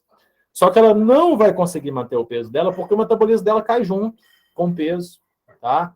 Isso a gente chama de termogênese adaptativa, tá? O corpo, ele cria uma adaptação que vai levar a um consumo calórico menor ao longo do dia, ou seja, uma taxa metabólica basal ou de repouso menor ao longo do dia, justamente tentando preservar a energia para evitar a perda de peso. Isso é muito comum quando você está fazendo a dieta, você vê ali, ó, primeiro mês você perde 3 quilos. Aí no segundo mês você já perde 2 quilos. No terceiro mês você perde 1 quilo. No quarto mês você perdeu meio quilo. Você vê que a perda de peso ela é maior no primeiro tempo, nos primeiros dias, mês ali, e depois essa perda de peso ela vai se estagnando, né? E pode voltar até ganhar. Por quê? Porque já está acontecendo essa termogênese adaptativa. E aí, por que essa perda de peso tem que ser com exercício? Porque o exercício ela evita essa queda do metabolismo, tá? Ela garante essa manutenção do metabolismo. Então, esse emagrecimento só feito com dieta, apesar de acontecer, gente, é um emagrecimento que não é sustentável. Não dá conta. Tá? O indivíduo pode emagrecer, pode fazer uma dieta mirabolante aí, né, que seja, mas não dá conta de manter. Porque o metabolismo cai. E quando cai, por exemplo, meu metabolismo era 1.500 calorias basal. Fiz a dieta, emagreci, meu metabolismo agora é 1.000 calorias. Ou seja, menos 500 calorias ao longo do dia, só para se manter vivo. Então, é muito fácil da pessoa ganhar peso de novo, tá? Então, potencial para o sucesso aí, vocês estão vendo, né? Seja criança que seja, tem que fazer exercício. Não existe emagrecimento sustentável, saudável, né? Sem exercício. Ah, posso fazer a dieta mais limpa do mundo, a dieta mais perfeita, né? Comendo ali carboidrato, proteína, lipídios, vitaminas, minerais, tudo em quantidades adequadas, né? Para aquela fase e tudo mais, mas o metabolismo inevitavelmente vai cair, tá? E a pessoa não vai conseguir manter o peso perdido, né? Seja ela criança, adolescente e tudo mais, nas fases subsequentes ali, tá? Então, tem que fazer exercício. Deixa eu ver aqui. Por que quando ocorre uma grande... lembrei do programa, peraí. De emagrecimento criado por uma ex-obesa que se baseava na desinflamação do hipotálamo, associado com dieta, tratamento estético e suplementação. Na época, surgiu o tratamento, as 5S era o nome do programa. Seria uma ressensibilização, seria o termo mais correto, né, Franciele? Porque está dessensibilizado, ele não está inflamado, não, mas ele está dessensibilizado desses hormônios, né? Mas eu nunca vi esse programa, não. Obrigado aí. Tá? Porque quando ocorre uma grande perda de peso, numa pessoa com obesidade mórbida, nota-se o excesso de pelo ou pele, que é? Pelo eu não sei, não. Pele é porque, né, de fato, a pele se esticou demais e ela não vai voltar ao tamanho que era. É igual um balão. Você insuflou a bexiga ali, o balão. Né, pele, tá? Você insuflou. Quando você tira o ar daquele balão, o balão não é mais daquele tamanho original, quando você comprou na loja. Ele já está um pouquinho dilatado. Não diferentemente, a pele nossa, né, ela tem uma certa elasticidade, mas uma vez que ela é esticada, ela não vai voltar mais ao normal, né? Então, inevitavelmente, vai ter que, às vezes, se for muito mórbida mesmo, vai ter que fazer uma cirurgia para remoção de pele. A não ser que seja muito jovem, né, Rodney? Se for jovem mesmo, criança, adolescente, pode até ser que volte, porque a quantidade de elastina na criança, na pele da criança, é maior do que a do adulto, né? Colágeno é uma proteína rígida, tá? Colágeno não é algo que se estica. Então, colágeno é uma proteína que dá estabilidade, dá sustentação na pele, mas a que estica e volta é elastina. É uma proteína de caráter elástico. E quanto mais jovem, mais elastina. Então, pode voltar ao normal. Quanto mais adulto, menos elastina. Então, pode esticar e não voltar ao normal. Tá? A Liliana falou, ufa, tenho chance de potencial de sucesso por enquanto. Estou no sobrepeso. Confesso que é um alívio. Isso aí, Liliana. Jadel, final de ano tá difícil, com certeza, nem me fale. Cara, eu tava fazendo um treinamento aí, dieta também, e já recuperei 3,5 kg no último mês, infelizmente. Vamos lá, então. Bom, o que eu tinha para falar para vocês de obesidade infantil era isso, né? Volto a falar. O papel da educação física não é de emagrecer os alunos durante a aula, sem chance, tá? O papel da educação física é justamente de promover o gosto pelo exercício, promover a adesão, né? E que esse nosso aluno pratique exercício físico fora do ambiente escolar. Porque é isso que vai manter os hábitos saudáveis, é isso que vai manter o seu gasto calórico elevado, é isso que vai manter o seu metabolismo elevado, é isso que vai manter a sua capacidade oxidativa elevada, que vai evitar a obesidade. Né? A gente viu ali que a obesidade traz inúmeros problemas, então, quer evitar? Não deixe ficar obeso, gente. E, principalmente, né, para os nossos filhos, para os nossos alunos, não deixa o ganho de peso ficar excessivo, porque depois não volta, né? Principalmente se for crianças, como eu falei, é uma coisa que infelizmente vai repercutir aí pro resto da vida. Então, não deixa ganhar, porque o ganho de peso ali durante a fase juvenil pode acompanhar até a morte, até o óbito dessa pessoa.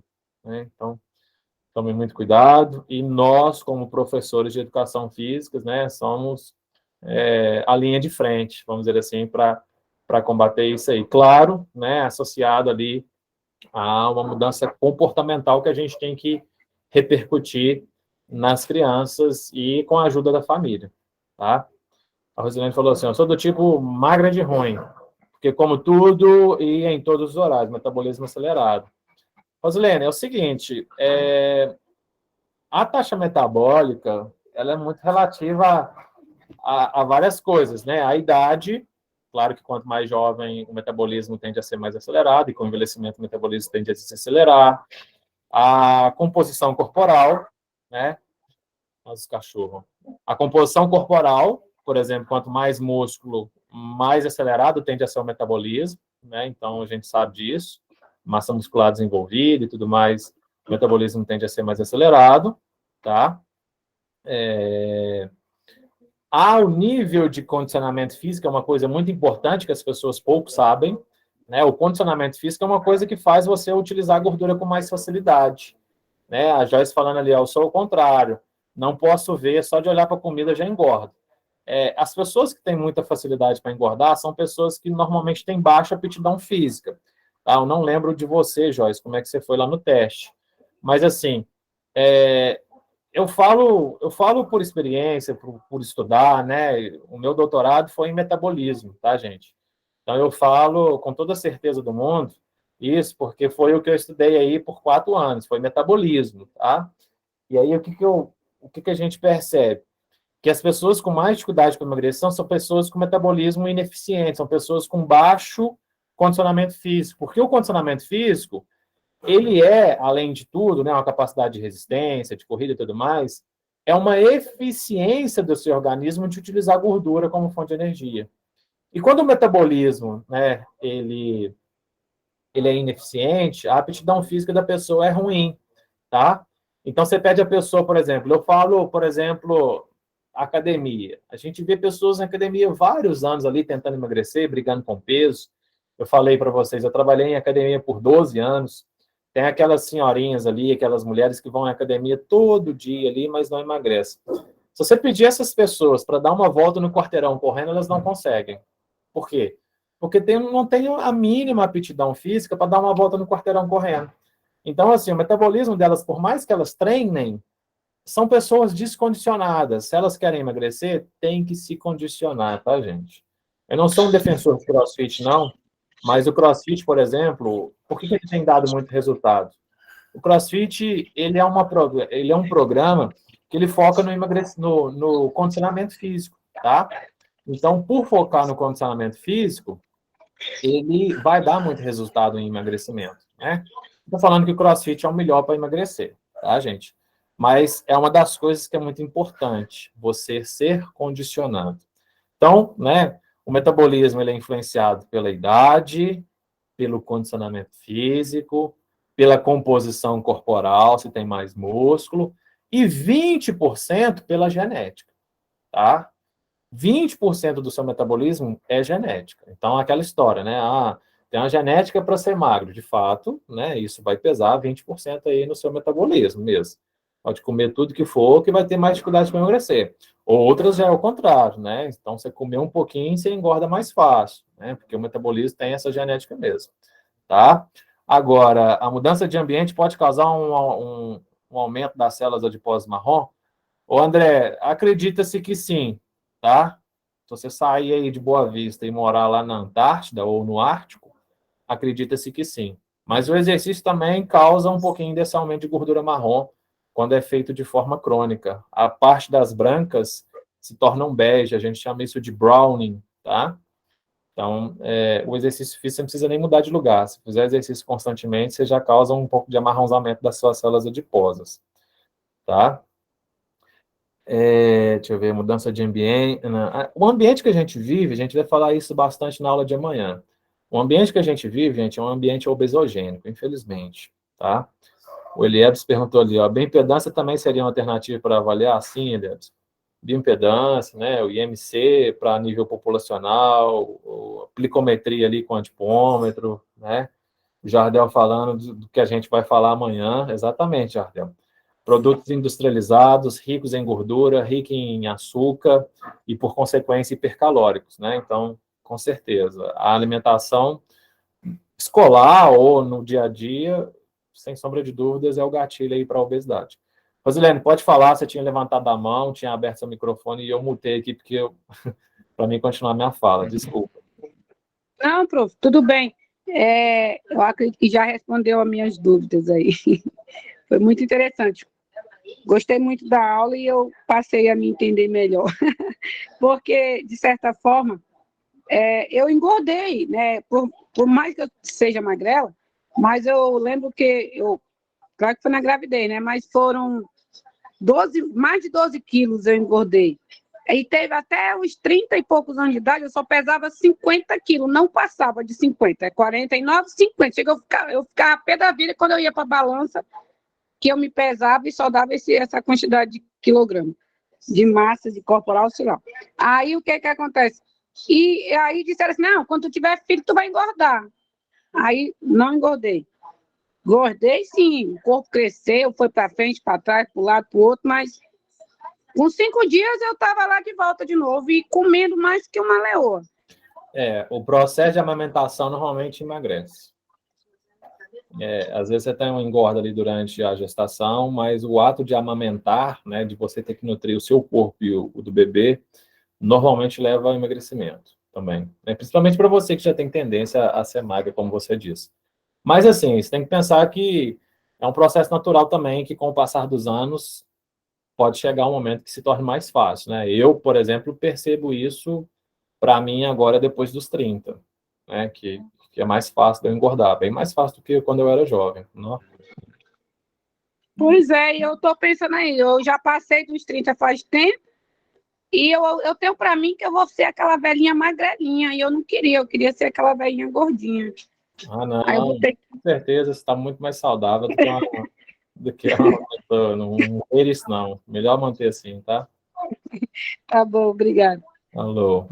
Um dos meus meninos nasceu com mais de 5 quilos. Hoje está fazendo 10 e parece um fóssil, a cabeça. Que bom, André. Melhor assim do que o inverso, né? Tá mais saudável do que tá gordinho, tá? Pessoal, alguém tem alguma dúvida? Quer fazer alguma contribuição? Quer falar alguma coisa? Pode ficar à vontade aí. Na prática, o que pode fazer as células perderem os receptores e sofrer as consequências de ter um controle? Rodney, na verdade, esse excesso de leptina chegando na célula hipotalâmica, desculpa, lá no hipotálamo, tem vários núcleos hipotalâmicos, né? Os principais núcleos que têm esses receptores são o núcleo arqueado e o núcleo paraventricular. São os dois núcleos que têm maior densidade de receptores de leptina. O que acontece? Todo hormônio, quando você tem um excesso de hormônio chegando no receptor, a célula faz o seguinte, para ela não ficar excessivamente sendo estimulada pelo hormônio, que está em grande quantidade, ela começa a diminuir a quantidade de receptores na sua superfície. Então, é a própria célula, para diminuir a resposta celular, que vai diminuir a quantidade desses receptores mediante a grande concentração de hormônios. Então, ela tenta equilibrar. Se está chegando muito hormônio, e esse hormônio vai me causar uma grande estimulação, eu vou equilibrar isso diminuindo o número de receptores.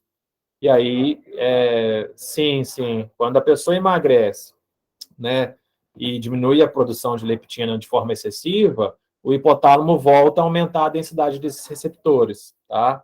Então, é algo maleável, tá? Então, assim, quer voltar ao normal? Tem que emagrecer, não tem outro caminho, tá? Para voltar a essa sensibilidade normal. Por nada. Mais alguém, gente?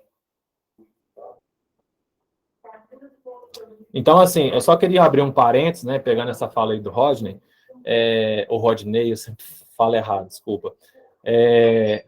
Gente, essa fome é de verdade, tá, gente? Não é tipo assim, não, mas você ainda tá com fome e tudo mais, né? Muita gente critica. Não, mas você já comeu isso tudo e você tá com fome? Tá, porque ele tem alteração hormonal, tá? Então não é brincadeira, não é psicológico, tá? É real. E é algo que precisa ser combatido, tratado, né? Então, é algo que precisa ser levado a sério, tá? Ok, mais nenhuma pergunta? Não? Então, mais uma vez, agradeço aí a presença de todos vocês que estão aqui até o momento. Peço desculpas de novo pelo atraso, tá? Juro que eu estava olhando errado aqui, ó, meu computador está com a data antiga, com o horário antigo daí, né? Não alterei, eu estava por ele, tá? Obrigado, Duda.